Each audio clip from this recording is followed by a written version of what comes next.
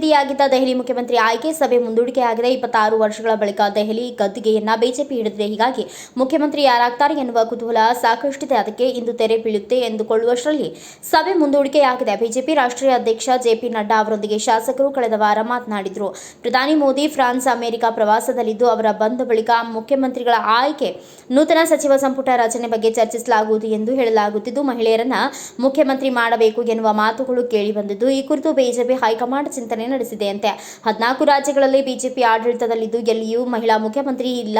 ಹೀಗಾಗಿ ದೆಹಲಿಯಲ್ಲಿ ಮಹಿಳಾ ಮುಖ್ಯಮಂತ್ರಿ ಮಾಡಬೇಕು ಎನ್ನುವ ಆಲೋಚನೆ ಇದೆಯಂತೆ. ಆದರೆ ಮಾಜಿ ಸಿಎಂ ಅರವಿಂದ್ ಕೇಜ್ರಿವಾಲ್ ಸೋಲಿಸಿರುವ ಪರ್ವೇಶ್ ವರ್ಮಾ ಮುಖ್ಯಮಂತ್ರಿ ರೇಸ್ನಲ್ಲಿರುವ ಪ್ರಮುಖ ನಾಯಕರಾಗಿದ್ದಾರೆ.